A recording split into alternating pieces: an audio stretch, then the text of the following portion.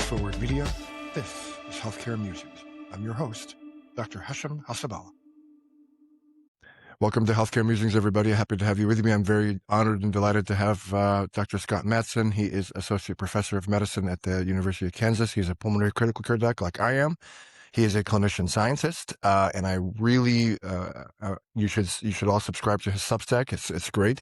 It gives you a great perspective on being a clinician-scientist and the sacrifices that they make to advance science in our field. And so I wanted to kind of have him on to give us that perspective and to kind of give him the perspective of, okay, what am I supposed to do with the things that come out of the academy when I'm in the community where most of the care is being delivered anyway?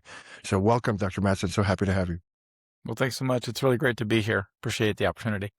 Absolutely. So I read your last article about being fundable and how difficult those, getting the, and it's kind of lingo that I'm not necessarily familiar, like K awarded and R. And I know the R grants are the big grants from the NIH, and that's what people stake their entire careers on. And what I appreciated the most about it is to how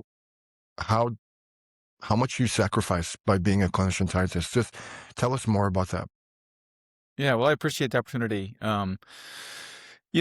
The piece that you're referencing that's on my Substack sort of describes a phenomenon that I've witnessed as someone sort of going through academic fellowship and then transitioning to an academic faculty position in soft money environments. And what that means for a clinician scientist is that, we do a portion of our time and salary that comes from our clinical revenue.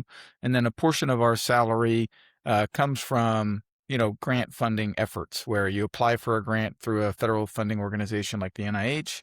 That comes with money to do the research, but it also comes with money to pay for your time that sort of allows you some space aside from your clinical time to think about, advance, work on your research.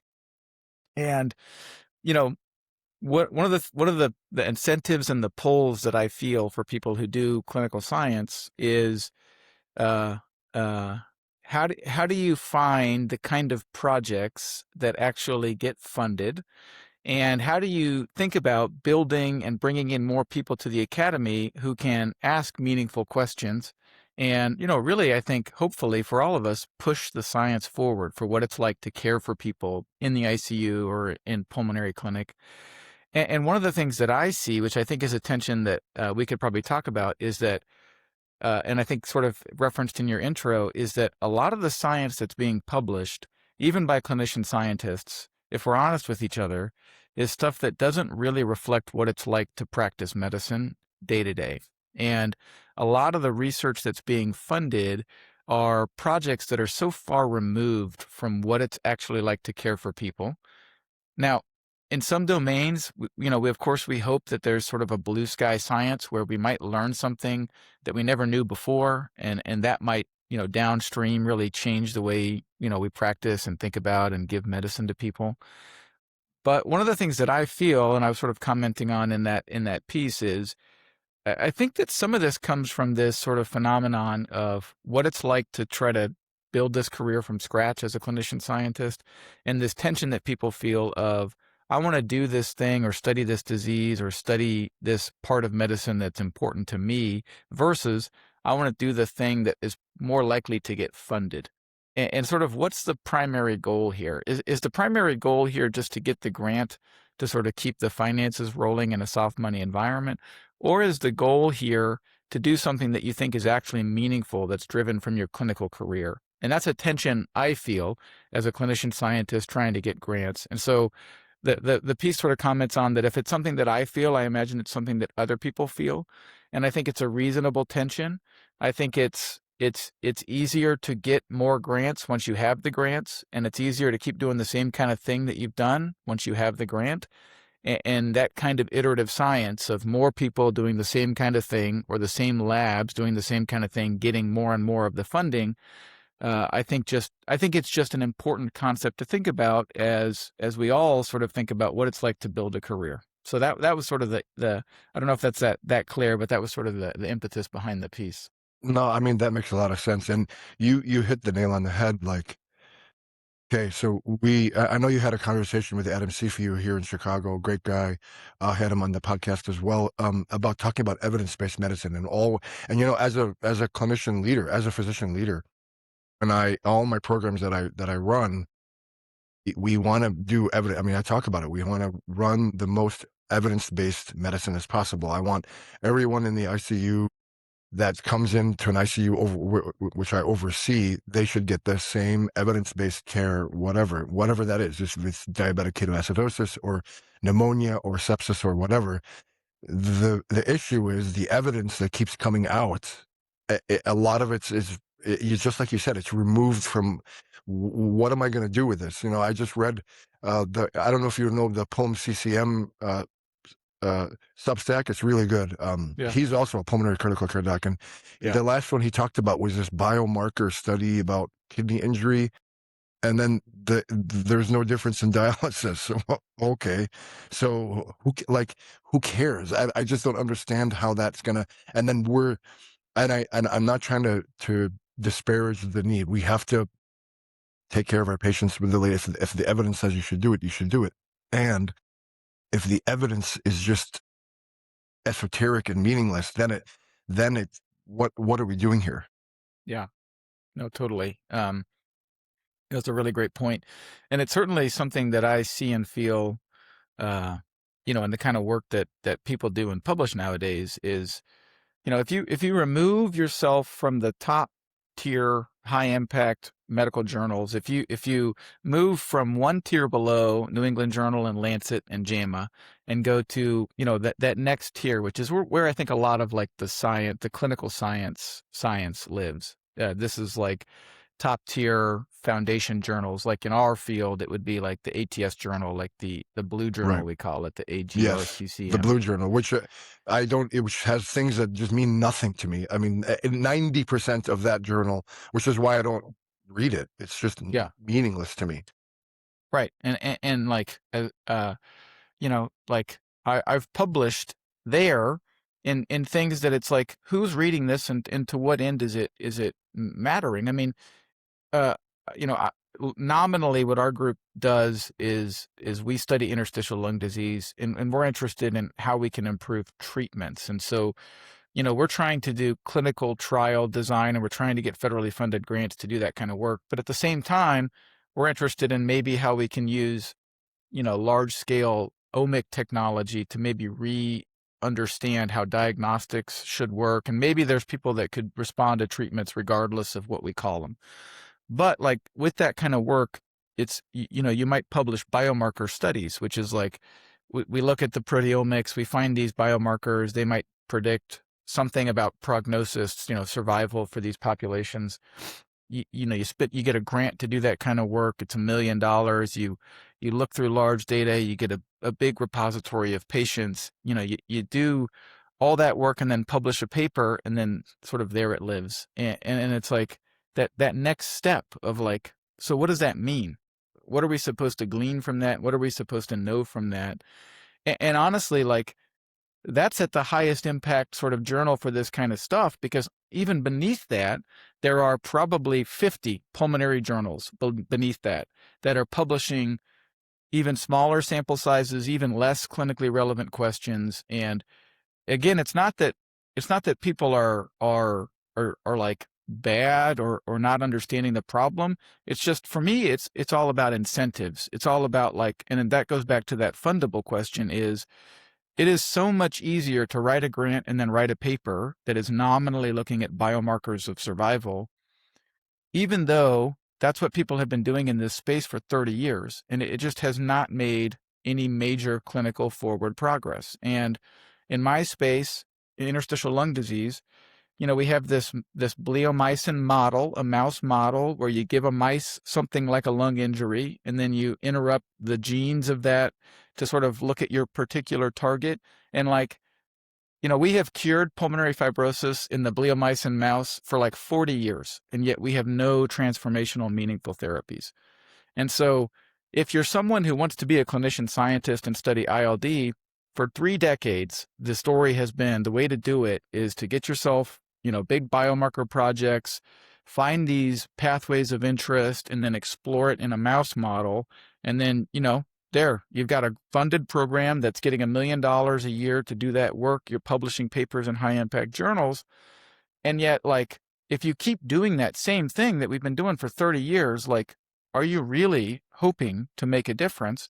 Or is the thing you're hoping to do just keep the program going? Because those are all the top-down incentives, like your division chief, your department chair, the people that you work with and work for you, all of them really just sort of want that program to keep moving forward. And of course, what I'm trying to sort of say is like, maybe we should be a little more disruptive about how we're thinking about that kind of funding, how we're thinking about how we do that kind of work.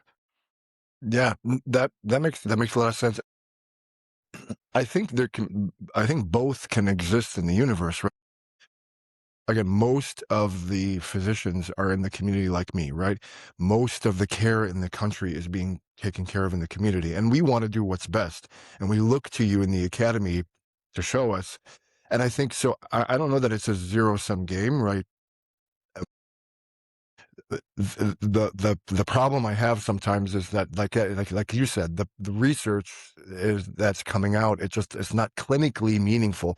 And I'm a reviewer for critical care medicine, and I come at it from a community physician who's looking at this paper and how is this going to help me take care of whatever the disease, whether it be sepsis, and we'll talk about that, whether it be interstitial lung disease, whether it'll be shock, whether it'll be renal injury. How is this going to help me care for my next patient that's going to come in the ICU? And a lot of times, I don't know how this paper is going to meaningfully impact my clinical care of the patients that are coming through my ICU door. So I don't know that it's a zero-sum game. And what was frightening is that when you read others in our field, in the medical field, they could say, you can just change the statistical test and have a completely different outcome, which is which is frightening. Then everything, all the assumptions that I had before can be false if you just change the way you look at the data or how you parse the data. What are your thoughts about that? Yeah, it's a really great point. Well, if you think about incentives, one of the things I always think about is, you know, really the way that we, of course, understand treatments and therapies in any facet of medicine, but certainly for critical care and pulmonary medicine, is via a randomized, clinical trial. And um, outside of the ICU, unfortunately, about 95% of all clinical trials that are being run and funded by the industry. And what we hope for as a field, as clinicians seeing patients, what we hope is that there's that Venn diagram between sort of industry, which is doing trials often for regulatory approval. So if you have a new drug, a new molecule, and you think it might help in sepsis or it might help in interstitial lung disease, you have to do all the preclinical data and then take that through phase 1 and dose finding studies in phase 2, and then eventually a large phase 3 study to show it matters compared to something like a placebo or standard of care. That's a hundreds of $1 million process most of the time. And, the academy doesn't really have the kind of resources to do that. There are ways theoretically to do that, but that's a huge program to try to build financially within the academy. So we need industry to do that.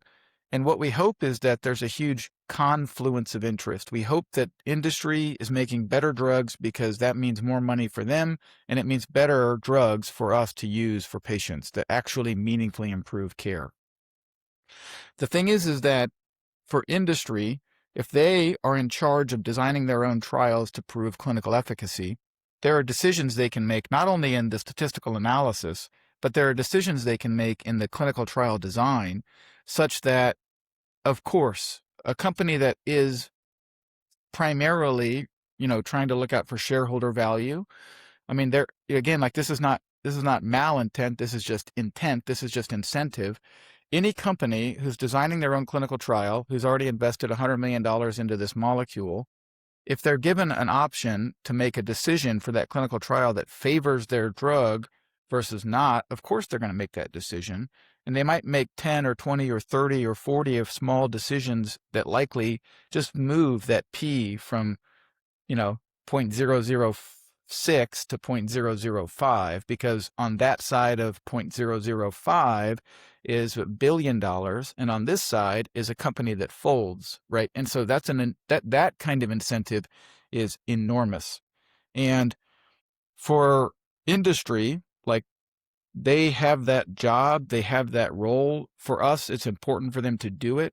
But if we don't ever, as the academy and as clinical practitioners, find a way to sort of push a little bit against that side of things, what we're going to often have is more and more drugs being approved by regulatory agencies that are moderate to marginal value to patients and maybe of no value at all. I mean, if a drug only improves surrogate outcomes, like in our space, if a drug can only improve forced vital capacity, lung volume changes over time, but does not impact survival or quality of life, I mean, that's a very marginal benefit for a drug. If you can't make people live longer and you can't make people live better, the question is, what are we actually doing with that medicine? If a patient is unaware of their own FVC, it's really hard to say that that's a meaningful drug. And yet, there's no space for us as the academy or as clinicians to take that next step and sort of study that drug in other meaningful ways. It just makes that space pretty difficult. It makes it hard to sort of know how to interpret that evidence as people who just are sort of like you and I. You get the article to review, or you get the article to read when the paper comes to your house, and you say, like, well, this isn't really that meaningful for patients. But that's largely because the incentives are aligned such that that company is really looking for financial gains, which they're a company, they should. And what I sort of believe is that the role of the academy, and if clinician-scientists, instead of necessarily focusing on just fundable projects that probably aren't going to move the needle, if our role was more like, let's take these drugs that have efficacy against placebo and let's do studies in real humans and patients and design trials that are actually clinically meaningful. Like, let's compare these treatments head to head against standards of care. Or in the ICU, like, if we have, like, a lot of the pragmatic clinical trials groups in the ICU do a fantastic job of this. And they say, we have a couple of different ways to intubate people. We don't know what's best. And so they design a study to do that. Right. And like, more of that kind of thing within the academy, I think, is the kind of thing that to me would be a refreshing take on what's our role here. Is it to pump out more and more publications weekly in journals that people aren't really reading and don't really move the care? Or is there something else we could be doing that would really matter to patients, to our colleagues, to ourselves when we're in the unit? Are there things that we could do with that time and energy and resources? Yeah, those are fantastic points. And you brought up the thing that I really wanted to talk about. Was one of the things is mortality. Everything is focused on mortality, and I get it. If you have a drug or a treatment that kills more people than it saves, that doesn't make any sense to do it. If you have a disease such as interstitial lung disease, for example, let's bring that example. I see these people. It's a devastating disease, very debilitating, very disabling. And if there's a treatment that, in my mind, okay, they don't live longer, but they live better. They are less dyspneic. They're not suffocating as much. They can do more. They have more function. They have more function. They have better quality of life. Even though they live they're the same as placebo, but the people in the treatment arm have a better life. What's wrong with that? Why is that a failure if it doesn't improve mortality? If it kills people more, no, that's if it's toxic and it kills people, that I get it. But if I have a patient in my office that I see who's now breathing better, can do more, can go out with their kids or their grandkids or their family, and they maybe need less oxygen, or why is that a quote unquote negative study? If they have a better quality of life, isn't that the point? We keep trying to beat death, and it's not gonna. I'm just telling you, it's not gonna happen, right? We're not gonna beat death, and we have hubris to think we're gonna be masters of the universe and to conquer death. We're not gonna do it. If we can help our patients live better lives, what's wrong with that? Yeah, I'm with you. And if you ask patients, if you ask them, like, what would you want if you take 100 people with ILD and ask them, if we have a new drug, what's most important? If depending on how you pose this question, people want what you say, which is they want to be able to go to their grandson's graduation and not lug around oxygen and be able to walk up the stairs to sit next to their family. And they want to be able to participate in their life in a meaningful way. And because of the nature of a progressively fibrotic disease, I'm with you. I think it's very unlikely that we're going to have a transformational drug that's going to return that lung back to normal such that life is going to be meaningfully returned to what their pre-diagnosis lifespan was going to be. I suppose it's possible, but I agree it's very unlikely. And so I guess it comes down to what are the endpoints we should select that actually matter. And my belief is it should be something that the patient wants. And they do want to live longer. If that's not an option, or if it's minimally impacted, or even if it's negatively impacted slightly, but comes with a major trade-off for how good people feel, I think many patients, when given that question, would choose the one that lets them, like, if you take that to the extreme, right? If you had a drug and you said, like, this is going to take 6 months off your life, but it's going to make the next 2 years so much better for you, I honestly think many patients would accept that kind of trade-off. I agree. I think we're and then and just the hyper. I think I'm not saying we shouldn't get rid of mortality as far as an endpoint, because again, you don't want a toxic medication that's Yeah. killing people. Yeah. Right. But there's this focus on, oh, it was a negative study. But if you look at the study, you look at, okay, less people had renal failure. They didn't get out. Maybe they got out of the ICU faster, or they didn't get out of the ICU faster, but they have less renal failure. They have less intubation. Yep, mortality is the same. It didn't affect mortality compared to placebo, but the people that got the treatment had less morbidity. To me, that's amazing, right? Yeah. Yeah, totally. I'm with you. Yeah. So One of the, I think we have to. I just think we have to refocus. I mean, are there patients who are there patients who help design these trials? Do you think that would be beneficial? I didn't mean to cut you off. Sorry, Dr. Matson. no, by all means. And that's a really good question. So it depends on how the study's being done and designed and who's doing it. There's a huge push right now in patient-centered clinical trial design. If you're somebody like me who's a clinician investigator and you're trying to apply for federal funds and you say, we want to do a grant, we want a grant to be able to run a clinical trial, it is basically the expectation of certainly of PCORI, a patient-centered research funding organization, but also essentially an expectation of the NIH as well, that you have and have received and will continue to receive patient input as sort of a panel in how you're designing your outcomes and in monitoring and in how you report the findings. And certainly, like, I think that's incredibly important. And I think it's really well aligned for clinician investigators. And that's where I think, honestly, that's where I think we as the Academy, like 60 years ago, we were designing clinical trials. Over the last 60 years, industry, because of the money and the cost and how much money it takes to run one of these trials, like, you have to be very creative if you're a clinician scientist, if you want to get money to do a trial, because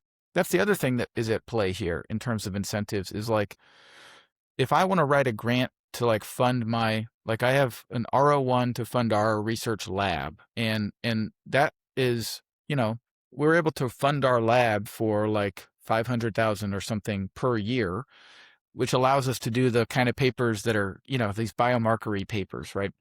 But in order to do a clinical trial, it's like a log scale or more money to do that, right? And like, there's not that much money, right? Especially if we're talking about, like, if I want to do interstitial lung disease trials, the NIH has funded like 2 of those ever, right? And so, like, now you're talking about, like, okay, we need here's somebody who's asking for 10 or 12 or 15 million dollars to do a trial from the NIH, where their budget is small-ish compared. I mean, they have to fund all these different studies across all these different platforms. And meanwhile, an industry trial, so like in the last year, in May of 2023, pharmaceutical company ran 2 trials in IPF and progressive pulmonary fibrosis. They were called the Fibroneer trials, and they were published in the New England Journal of Medicine. I think that those were $100 million-ish each to run that trial. It's 50 centers or more across multiple countries. They're paying for every patient outcome. And so if you're an academic medical center and you're used to getting that kind of money for industry trials, and then here comes a clinician investigator who's got paltry, Peaslee amount of money and saying, like, I want to do a trial, they're like, well, we usually get thousands of dollars for these studies. And I'm saying, like, you don't need it. Like, that's not how much it costs to do these studies. And so if there were ways and mechanisms, even potentially federally mandated, to say, like, we should set aside a big pot of money, more than we're giving to the NIH now. We should set aside a big pot of money to do this sort of what I consider like medical ground shots. Like, the NIH should fund moon shots, but at the same time, like, we should fund a way for the academy to take these drugs that pharmaceutical companies make and compare them to placebo. We should be able to take those into the real clinical space and say, how do they fit into our current treatment landscape? Multiple myeloma, for instance, has 11 therapies that are technically kind of within the first line, because there is no mechanism there for investigators to study head-to-head sequencing and to understand what's better for patients and, what patient factors and features might actually predict response to this kind of treatment versus this other kind of treatment. Yeah.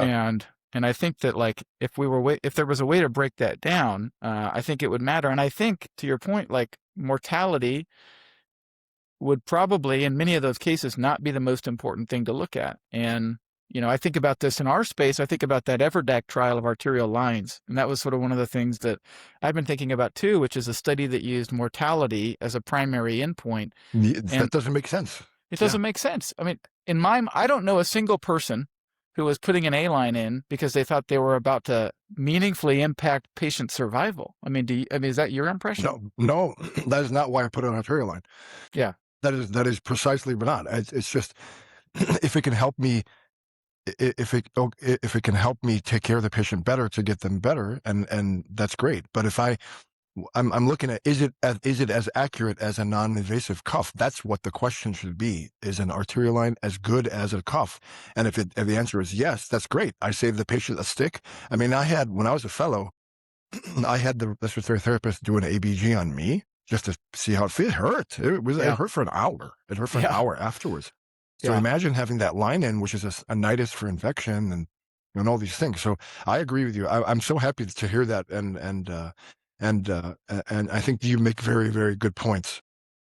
I wanted to get your take. It was a week before last. I had Dr. Rafael Olive Leite. He's an intensivist out of Brazil, who is questioning the whole. I loved what he said, the whole sepsis epistemology. Like, he doesn't even think sepsis is a thing. And after reflecting on him, I think sepsis is a thing. I mean, my eldest daughter, she had cancer, had chemotherapy, and passed away from septic shock. So we see it. Sepsis, I think, is a thing. His point is, it's not a disease. It's that you can point. It's like and it's a syndrome.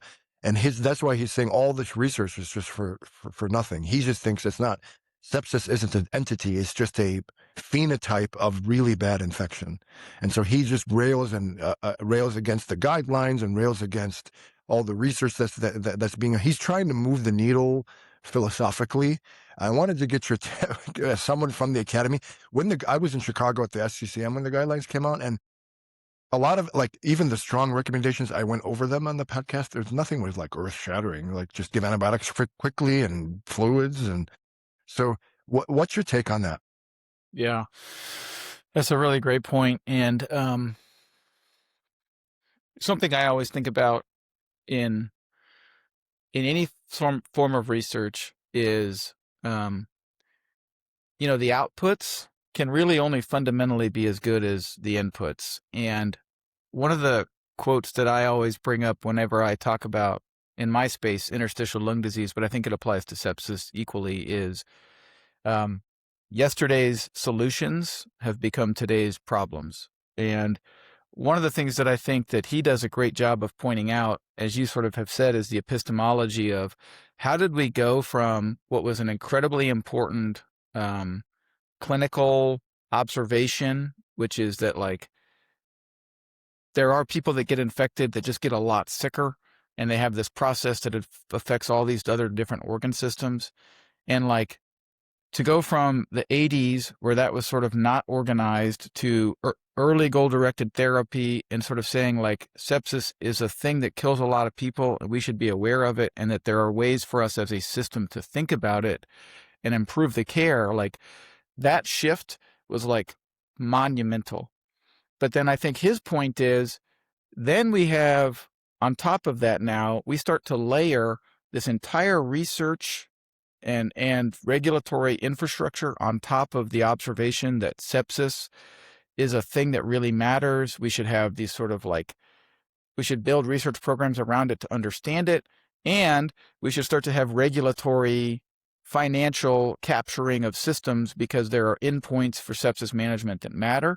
And I think one of the difficulties is if you never go back and redefine it in a meaningful way based on sort of underlying biology or clinical behavior, instead what you have is sort of like the journalism of guidelines and regulatory stuff start to occur, such that like people build programs, research programs and guidelines all based on a assumption that like it's this thing.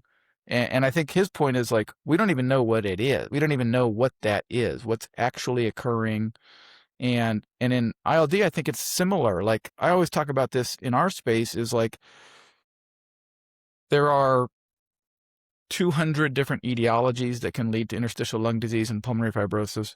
There's sort of like 3 big clinical buckets that we put people into that have important implications for treatment. But all of that entire system is based on like H&E slides from 1950, where 10 people were sitting around looking at slides together and saying, oh, these people look the same. We're going to call that usual interstitial pneumonia. And something's different about these people. We're going to call that non-specific interstitial pneumonia.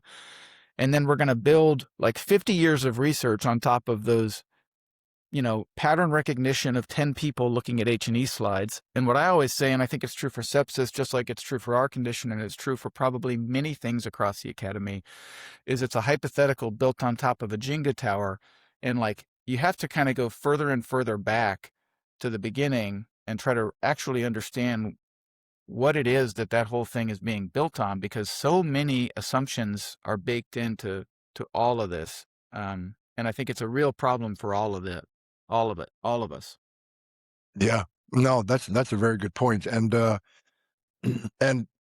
I mean, but you make a very, very salient comment about the fact that in the past we just whatever about sepsis, and it kills a lot of people. It does, and I think maybe I think there's benefit in now making it a medical emergency. I agree with you whether we should have regulatory punishment if we don't follow out, metrics, process, and metrics that maybe it may not affect outcome or may even subject patients to unnecessary treatment. That's a whole other question. Yeah. And I think the thinking has changed and make us. And when I teach about sepsis, the first thing I say is we have to have a high index of suspicion, because it's a very difficult disease to detect. Because there's no one test and they said that in the guidelines. It's not you can't have one test to do it. It's a syndrome. It's not so people come in differently and they manifest with sepsis differently. I'd love to have him and maybe you or other people on that together to kind of debate it. That would be a lot of fun for me. So, this, I think, I tell you, a lot of times in the community, we're like, the people in the academy sometimes have no idea what's going on in what we call the real world, right? And a lot of times these things come out, you're like, okay, what is this supposed to mean? And you're like, whatever. And I do really appreciate you, the fact that you really you still remember that you're there for the patient, and that you're a clinician and a scientist, and that we need you in the academy, not only to teach us, right? We need teachers. I had Dr. Balk in Chicago. He was my teacher. I'm forever indebted to him. Dr. Dellinger was my teacher when he was in Chicago. I'm forever indebted to him. So we are indebted to you. You are the ones that train us and that make us the clinicians that go out in the community and try to take care of patients. And I love that you're continuing to to remember why you're doing the research in the first place is to help help your career. And I'm don't begrudge that. I want you to have a very successful career, and I love that you always remember the patient as well. So thank you, Dr. Matson, for all that you do. Thank you for your work, and it was an absolute pleasure to have you on the show. Thanks so much for having me. This has been a great discussion, and yeah, I really appreciate it. Thank you.